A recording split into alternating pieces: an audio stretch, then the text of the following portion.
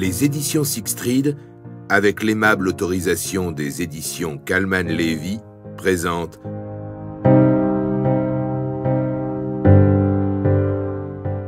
Abigaël, messagère des anges, tome 2, de Marie-Bernadette Dupuis, interprétée par Catherine Gauthier.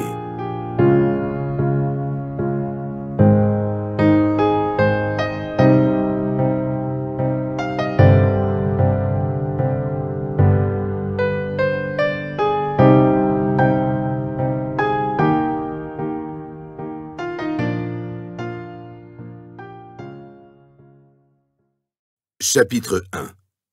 Le château de Torsac. Route de Puy-Moyen à Torsac, dimanche 5 mars 1944. La fourgonnette grise, couverte en partie d'une bâche marron, s'engagea en brinque-ballant dans un chemin parsemé d'ornières, encore rempli d'une eau boueuse. La vague de froid avait relâché son étreinte à la fin du mois de janvier, mais des pluies persistantes s'étaient ensuite abattues sur le département. C'était une des premières journées au parfum de printemps, un dimanche ensoleillé où la campagne arborait des couleurs plus gaies, sous un air suave qui embaumait la terre réchauffée. Un chaos plus violent que les précédents projeta un des passagers assis à l'arrière contre une barre métallique de la paroi. Le visage déjà tuméfié, l'homme sentit du sang couler le long de sa tempe. Marqué par les coups, il paraissait sans âge. Les mains attachées derrière le dos, il semblait accablé par le sort. Une jeune femme brune lui faisait face, qui gardait la tête basse, l'air hébété. Deux miliciens au faciès hostile, vêtus d'un uniforme noir, les surveillaient, leurs armes pointées vers eux. Un silence oppressant régnait.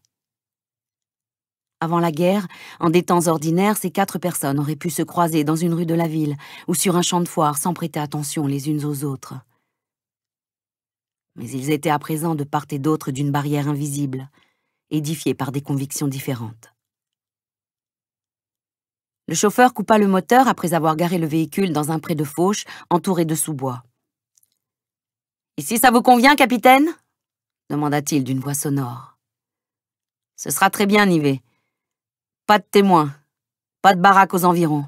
Finissons-en. » Lionel Dubreuil, le dit capitaine, avait vite gagné ses galons dans la milice angoumoisine en se montrant implacable, rusé et tenace. Le crâne rasé sous son béret noir, les yeux d'un brun terne enfouis sous des arcades sourcilières proéminentes et broussailleuses, il descendit du fourgon, claqua la portière et vérifia le chargeur de son revolver. « Amenez-les !» ordonna-t-il d'un ton arrogant. Ils se mirent à 3 pour saisir rudement les prisonniers par les bras et les faire dégringoler de la plateforme.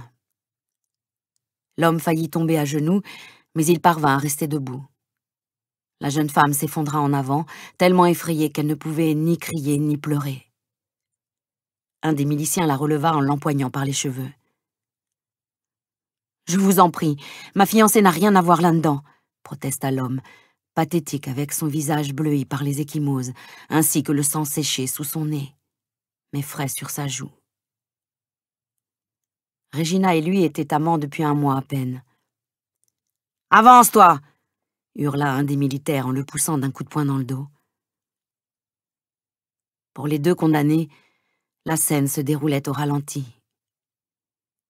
Ils jetaient des regards étonnés sur les arbres irradiés de minuscules feuilles d'un vert acide et sur les chatons duveteux d'un saule à l'orée du bois.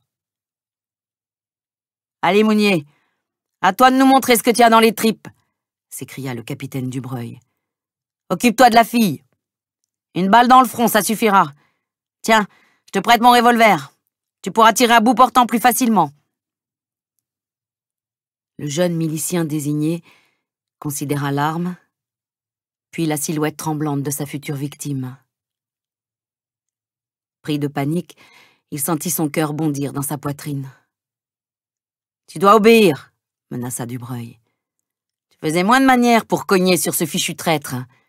Si tu veux entrer dans l'avant-garde, montre-nous ce que tu vaux. » Frapper un homme, balbutia Patrick Mounier, C'est pas la même chose. » Il avait l'accent un peu traînant du pays. Pour ses 18 ans, il possédait une stature robuste d'adulte. Son esprit retors travaillait à toute allure, prenant la mesure de la situation. Les nouvelles recrues avaient intérêt à prouver leur détermination, sinon elles n'avaient aucune chance de rester dans la milice. Or, il ne pouvait plus rentrer chez lui. Il devait être à la hauteur.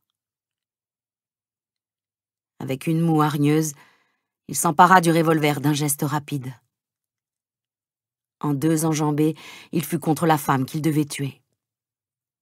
Elle se redressa enfin et le fixa intensément.